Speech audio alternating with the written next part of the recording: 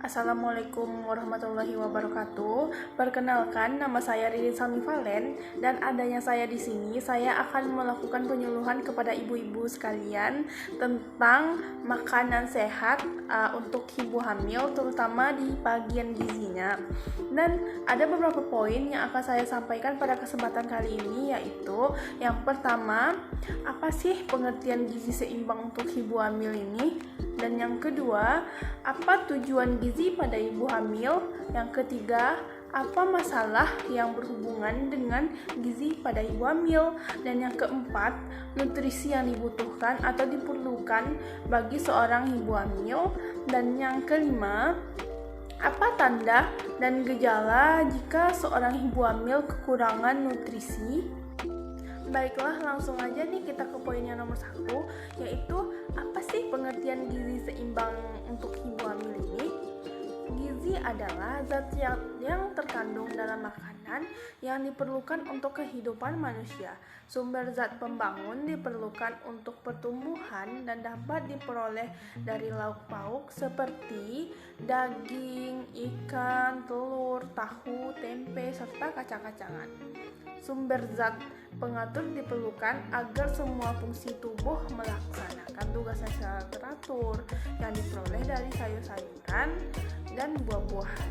Jadi, nutrisi adalah asupan berupa makanan bagi tubuh yang mengandung gizi, di mana dalam gizi tersebut terdapat sumber zat pembangun untuk pertumbuhan, sumber zat peruntukan fungsi metabolisme tubuh.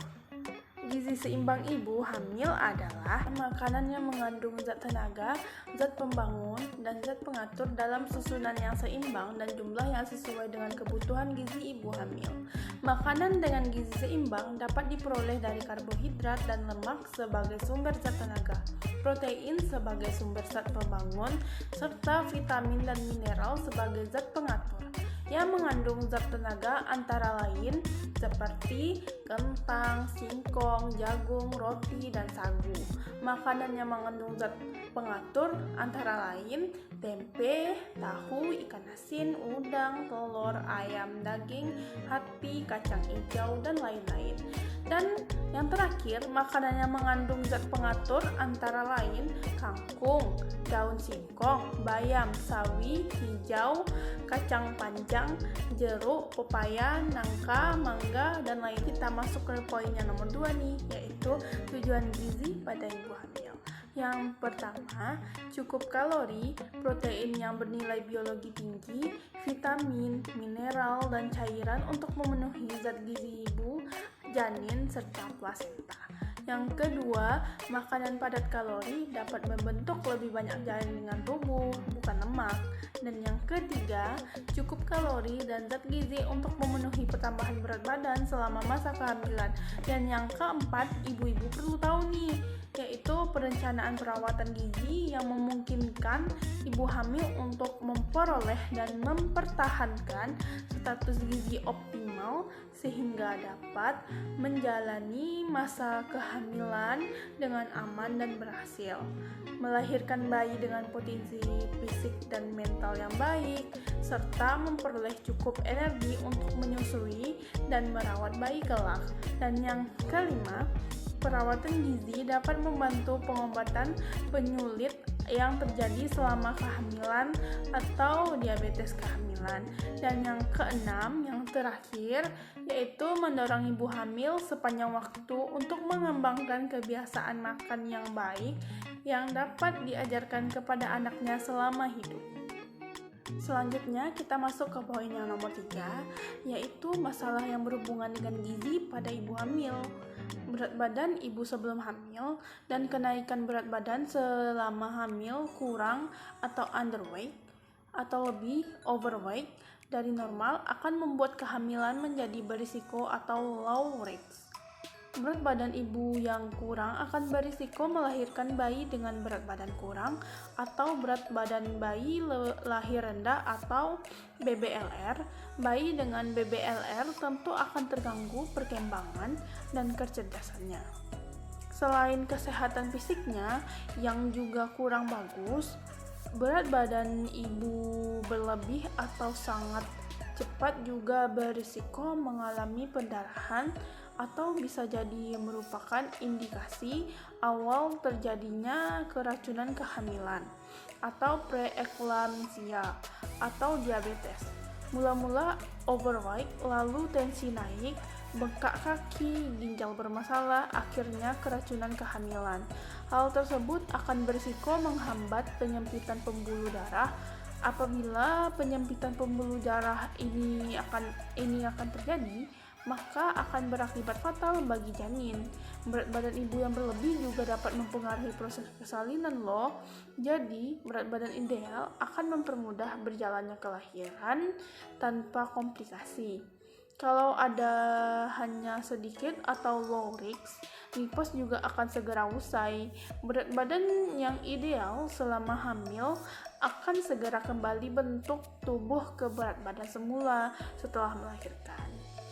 Selanjutnya kita masuk ke poin yang nomor 4, yaitu nutrisi yang dibutuhkan atau diperlukan oleh ibu hamil. Yang pertama, karbohidrat dan lemak sebagai sumber zat tenaga. Untuk menghasilkan kalori dapat diperoleh dari sereal dan umbi-umbian. Yang kedua, protein. Protein sangat diperlukan untuk pembangunan, memperbaiki, dan mengganti jaringan tubuh. Ibu hamil memerlukan tambahan nutrisi ini agar pertumbuhan janin optimal. Protein dapat Anda dapatkan dengan mengonsumsi tahu, tempe, daging, ayam, susu, dan telur.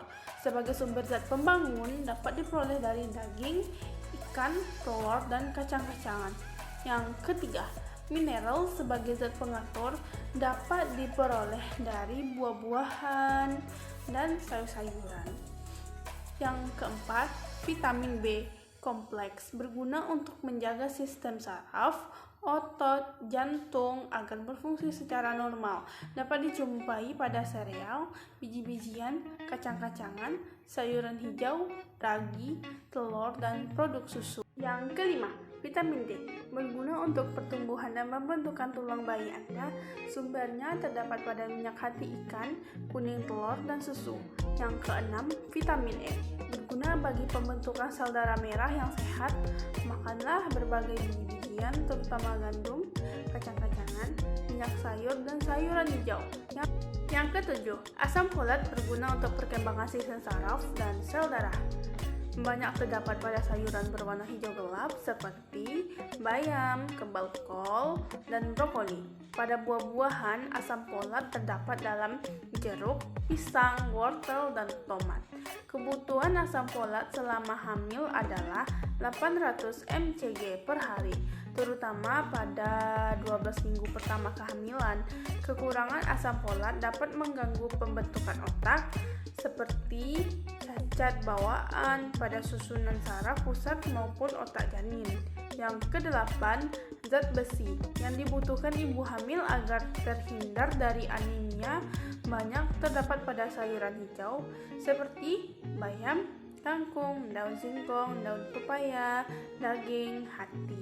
Dan yang kesembilan, kalsium diperlukan untuk pertumbuhan tulang dan gigi janin serta melindungi ibu hamil dari osteoporosis. Jika kebutuhan kalsium ibu hamil tidak tercukupi, maka kekurangan kalsium akan diambil dari tulang ibu.